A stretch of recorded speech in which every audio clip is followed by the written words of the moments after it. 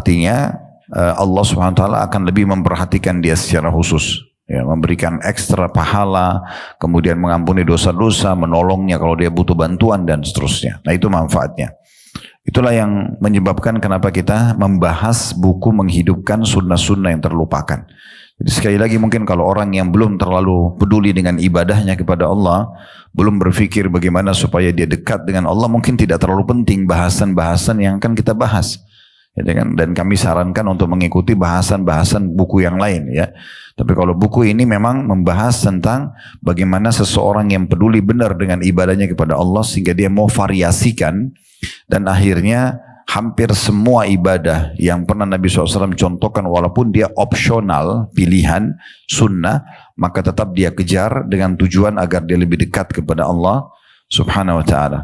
Penulisnya juga seorang wanita, Haifah binti Abdullah Ar-Rashid hafidhahullah, salah satu penulis buku yang terkenal di Saudi, dan inilah judul buku beliau yang sudah kita katakan tadi, menghidupkan sunnah-sunnah Nabi SAW, atau sunnah yang terlupakan. Sekarang kita masuk ke halaman 94 tentang masalah bacaan sholat isya, bacaan sholat isya itu, ya.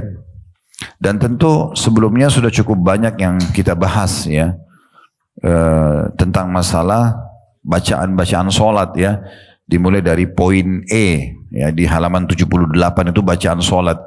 Kita sudah jelaskan apa itu mufassal, kemudian juga sudah kita jelaskan, ya, berbagai macam jenis susunan bacaan-bacaan surah Al-Quran. Kita juga sudah membahas di halaman 81, kalau kita reviewkan kembali, ya. Di halaman 81 ada poin 1, bacaan sholat subuh. Nah, ini yang biasa Nabi SAW baca di saat sholat subuh. Seseorang usahakan agar dia bisa membaca apa yang Nabi SAW pernah baca, walaupun saya bilang tadi sekali seumur hidup, ya. Kemudian juga itu sudah kita bahas panjang lebar sampai di poin nomor 2 di halaman 85, bacaan sholat duhur dan asar. Ini tentu kita berharap agar jangan dilupakan begitu saja, tapi bagaimana kita berusaha menerapkan dalam hidup kita. Di antaranya di poin nomor 2 di halaman 85 itu, banyak orang tidak faham kalau sholat duhur Nabi SAW itu sangat panjang, ya, sangat panjang gitu, ya. Dan itu sudah kita jelaskan panjang lebar riwayat-riwayat yang berhubungan dengan masalah itu. Kemudian juga sudah kita lanjutkan sampai poin nomor 3 di halaman 90, yaitu bacaan sholat maghrib. Ini juga sudah kita lihat, ya. Biasanya kita sering baca surah-surah pendek, tapi yang dicontohkan adalah Nabi SAW membaca surah-surah yang cukup panjang seperti Wal Mursalati Urfa, ya, dan surah-surah yang lain sudah kita jelaskan pada kesempatan yang pada saat kita bedah itu, ya. Jadi sekarang ini poin nomor 4 lanjutannya, ya. Lanjutan dari jenis-jenis bacaan sholat itu, ya. Bacaan sholat isya yang pertama diangkat oleh Haifah, penulis buku ini hafizahullah, adalah riwayat Abu Rafi' radhiyallahu anhu. Dia berkata, "Shallaitu ma'a Abi Hurairah radhiyallahu anhu al-'atama ayyil isya, faqara'a idha as-sama'u shaqqat, fasajad, faqultu ma hadhihi?" Qala sajadtu biha khalfa Abil Qasim sallallahu alaihi wasallam fala azalu asjudu biha hatta alqah. Dikatakan bahwasanya Abu Rafi' berkata, aku mengerjakan sholat isya, atau nama lainnya isya, atamah, ya, atamah, yakni sholat isya bersama Abu Hurairah radhiyallahu anhu. Dan sebentar, saya lihat Al-Quran dulu. Dikatakan kemudian dia membaca surah Al-Insyiqaq. Al-Insyiqaq, ya, itu tentunya bisa kita cek di dalam aplikasi Al-Quran kita supaya kita tahu surah ini yang dibaca oleh Nabi SAW atau dibaca oleh Abu Hurairah, dan Abu Hurairah, ya, mengatakan mendengarkan atau melihat dari Nabi SAW secara langsung, ya. Itu tepatnya surah nomor 84, ya. Al-Insyiqaq surah nomor 84, Saya ulangi kata Abu Rafi' radhiyallahu anhu, aku pernah sholat isya di belakang Abu Hurairah dan kemudian dia membaca pada saat mengimami sholat itu ya, surah Al-Insyiqaq. Tadi sudah kami sebutkan nomor urat surahnya, terdiri dari 25 ayat ya.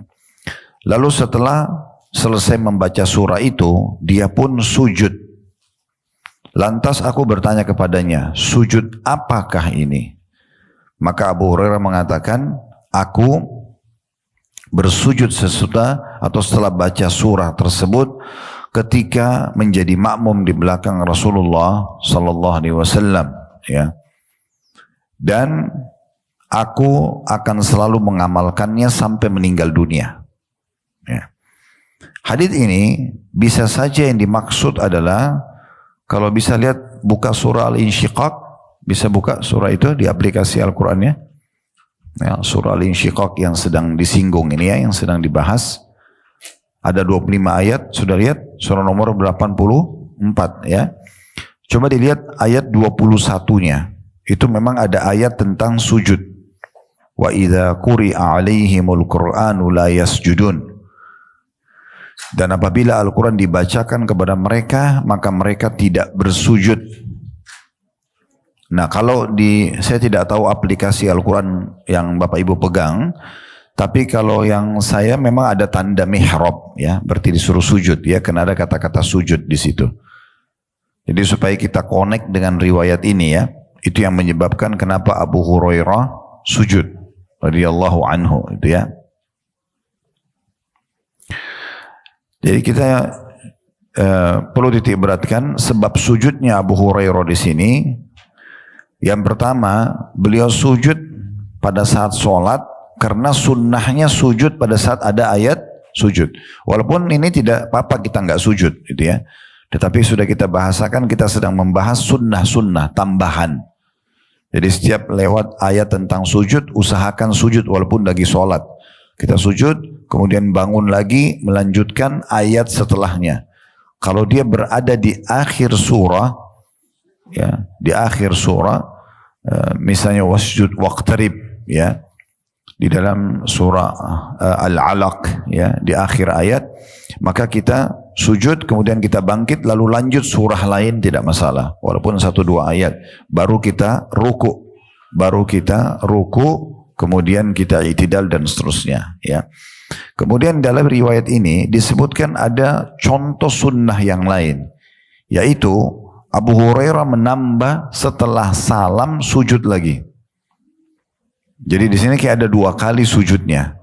Kalau baca surah Al-Insyiqaq, dibaca pada saat tilawah ayat 21-nya, dan kalau dalam sholat setelah salam Abu Hurairah sujud lagi.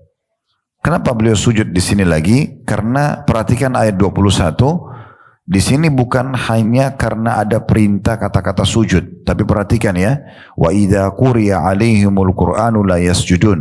Apabila Al-Qur'an dibacakan kepada mereka, mereka tidak bersujud.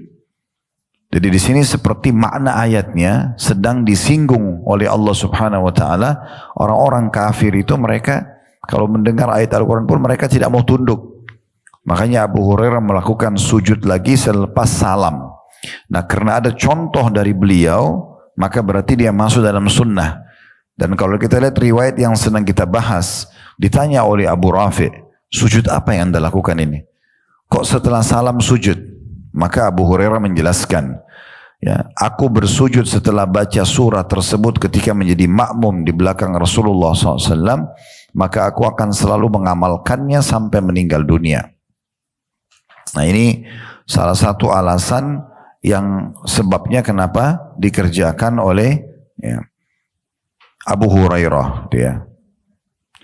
Bisa juga maknanya yang dimaksud dengan riwayat ini adalah sujud dalam sholat. Sujud dalam sholat, ya. Artinya sementara mengimami sholat, Abu Hurairah pas tiba di ayat 21 beliau sujud. Dan kemungkinan besar Abu Rafi' tidak faham masalah itu atau belum faham. Kalau ada ayat sujud, disunnahkan sujud. Makanya setelah salam dia tanya, tadi Anda dalam sholat itu sujud apa? Maka Abu Hurairah lalu menjelaskan, saya pernah sholat menjadi makmum di belakang Nabi dan ini dilakukan sujud, makanya saya sujud dan saya akan terus menjaga itu sampai saya wafat, gitu kan? Dan Allahu a'lam makna kedua jauh lebih tepat. Ya, artinya memang bacaan ini dikerjakan atau sujud ini dikerjakan dalam sholatnya Abu Hurairah yang biasa dikenal dengan sujud tilawah.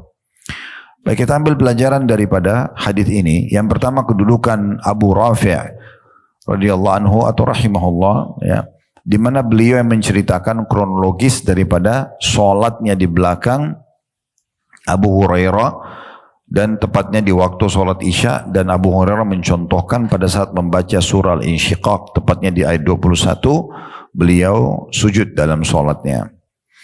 Pelajaran yang kedua, ya, kedudukan Abu Hurairah radhiyallahu anhu, di mana sahabat yang mulia ini bernama Abdurrahman ibn Sakhr. Abdurrahman ibn Sakhr, dan beliau berasal dari kota Taif. Ya. Tidak asing kota Taif buat kita sekarang karena sering didatangi oleh para jemaah haji, jemaah umroh, ya. Jadi dulu waktu Nabi SAW mengepung kota Taif, Allah belum mengizinkan untuk menembusnya itu, ya. Tetapi mereka tunduk setelah terjadi perang Hunain dan sempat para wanita mereka dan anak-anak mereka menjadi tawanan kaum muslimin. Akhirnya mereka datang untuk menyatakan masuk Islam dan dibebaskan oleh Nabi SAW, itu, ya. Dan ini juga efek daripada doa Nabi. Waktu Nabi SAW berdakwah kurang lebih 10 tahun di Mekah, itu semua totalnya 13 tahun, tapi 10 tahun masa kenabian di Mekah tidak ada orang yang masuk Islam kecuali 153 orang saja. Karena betul-betul waktu itu diisolasi sekali Islam. Jadi tidak boleh orang bertanya tentang Islam, tidak boleh orang belajar Islam, dan kaum muslimin di Mekah itu tidak aman. Setiap kali ditemukan ada yang pukul, ada yang ambil hartanya, ada yang bunuh, nggak kena hukum. Maka Nabi SAW berpikir untuk mengekspansi dakwah beliau, coba berdakwah di luar kota Mekah, kemudian beliau menuju ke kota Taif. Tapi orang-orang Taif menolak pada saat itu. Ya, pemimpin-pemimpin mereka dalam sebuah asar disebutkan setelah didatangi oleh Abu Lahab, paman Nabi sendiri, itu menolak dan menyuruh masyarakatnya untuk melempari Nabi dengan batu. Dengan cara dilempari kaki Nabi yang diangkat itu yang dilempari oleh batu. Dan kita bisa bayangkan kalau satu kota yang melempari batu, betapa sakitnya gitu, ya. Kakinya beliau SAW berdarah-darah, beliau keringatan, dakwahnya ditolak. Setelah keluar dari kota Taif, pintu gerbangnya ditutup, seakan-akan beliau terusir gitu, ya. Beliau duduk di bawah sebuah pohon. Sebagian ahli sejarah mengatakan di kota Taif masih ada bekas tempat pohon atau kebun yang Nabi duduk, gitu, ya. Intinya Nabi SAW duduk di situ, kemudian beliau berkata, "Ya Allah, kemanakah engkau akan arahkan masa depanku, kepada musuh yang akan membinasakanku, atau masa depan yang belum jelas? Aku tidak tahu ini diterima atau tidak dakwah ini.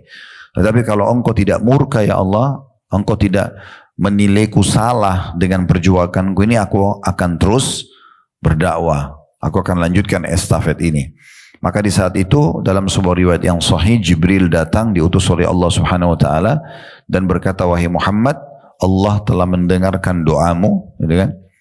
"Maka sekarang bersamaku malaikat yang mengurus gunung-gunung. Semua gunung di muka bumi malaikat ini yang urus. Tinggal kamu perintahkan saja. Tinggal kamu perintahkan agar gunung-gunung Taif dan gunung-gunung Mekah disatukan sehingga binasa dua kota ini. Dan dakwamu akan tetap menyebar. Atau kamu bersabar, ya, dengan penolakan-penolakan mereka, dengan gangguan mereka, toh juga dakwamu akan menyebar." Karena Nabi SAW disebutkan dalam Al-Quran sifatnya adalah Raufur Rahim, dia sangat penyayang sallallahu alaihi wasallam, sangat perhatian, mendahulukan, memaafkan daripada dia pun harus menghukum. Maka Nabi SAW mengatakan, "Kalau gitu aku bersabar. Dan aku berharap nanti dari keturunan mereka, maksudnya Mekah sama Taif ini, keluar orang-orang yang beriman kepada Allah." Dan ternyata doa Nabi diijabah oleh Allah.